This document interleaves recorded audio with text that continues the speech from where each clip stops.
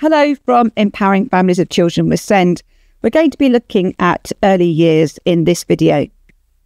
Empowering Families of Children with SEND will be providing guidance and training on EHCPs and applications for EHC needs assessments this summer term, specifically for EYFS providers.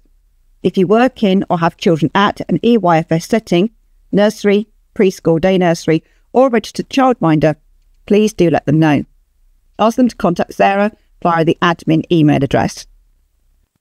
This is also a great opportunity to introduce you to our family support advocate, Leanne Moore, who, like Sarah, is an early years professional. Hi, Leanne. This is going to be good fun. We're looking forward to this now. Hi, everyone. To begin with, let's take a whistle-stop tour of the 7 areas of learning at EYFS and how we can use these to support our young children and how these can help us to identify where additional support may be required. They're broken up into prime and specific areas. Prime areas. These are communication and language, physical and personal, social and emotional development. Specific areas, literacy, maths, understanding the world, and expressive arts and design.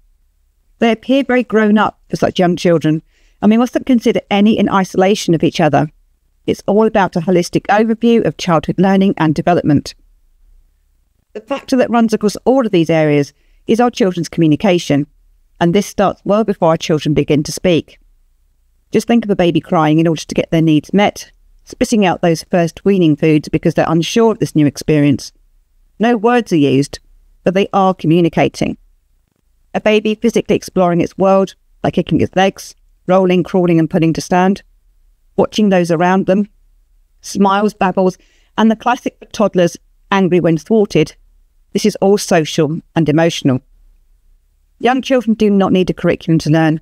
They just need the opportunity to be able to access the environments and tools of their trade, which isn't always the latest toys. Think floating a stick on a pond, watching a feather fall. All of these are learning opportunities. We expose our children to literacy by reading to them, singing, and that printed word that can just be important for recognition if it's on an app or because they recognise a shop name when you walk or drive past. Maths, all gone, need more. When the snack has been eaten, or the juice is spilled yet again. When the bricks are being stacked up, or the cups are filled with water in the bath and poured out.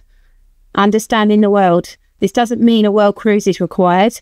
It can be a day-to-day as going to the shops, visiting the doctor, hearing different voices and accents in their environments, expressive art and design, mud pies, playing with as many different types of media and mark-making tools as they can.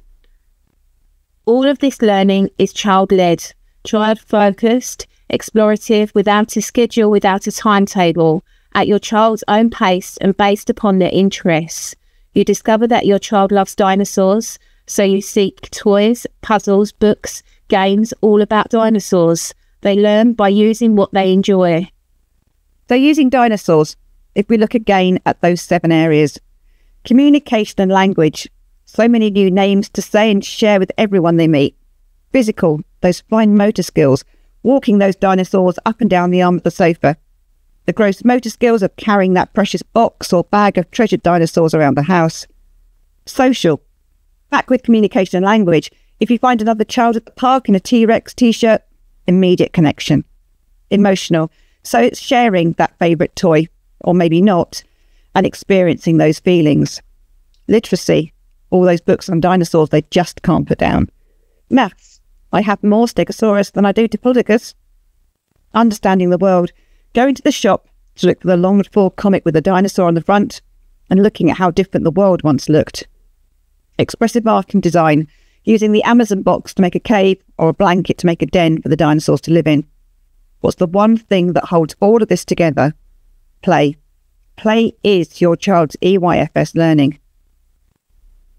So how can we use this to support or identify if any of our young children may be struggling somewhere in their development that may require an EHCP?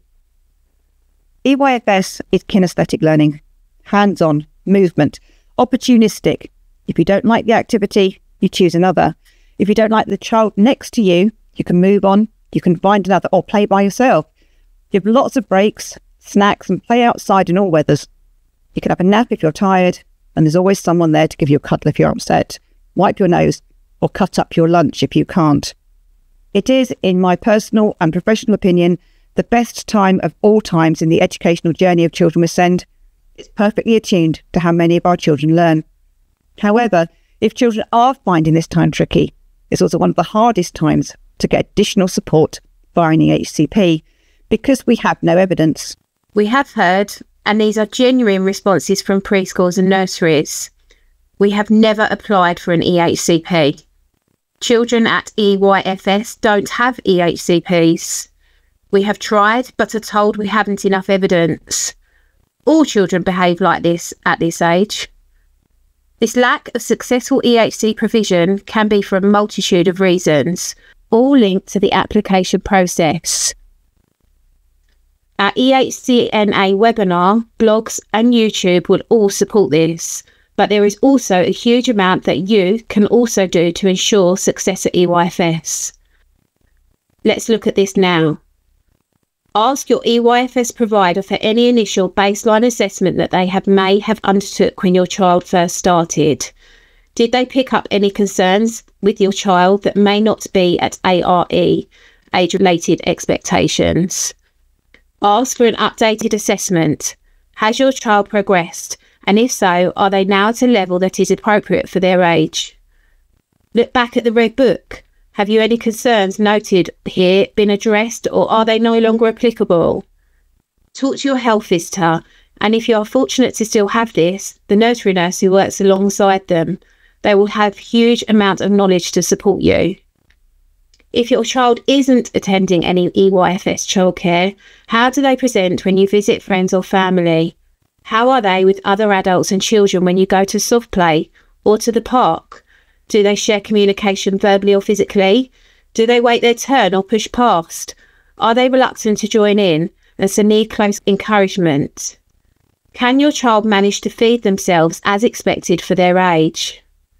Do they become upset in bright, noisy, busy environments? Think shopping malls, supermarkets, or just even waiting to pick up a sibling. How is their non-verbal communication? If you smile at a child, is this reciprocated? Do they put non-food items in their mouths, past the initial stage of infancy where textures are explored in this way? Are they constantly on the go, as if driven by a motor?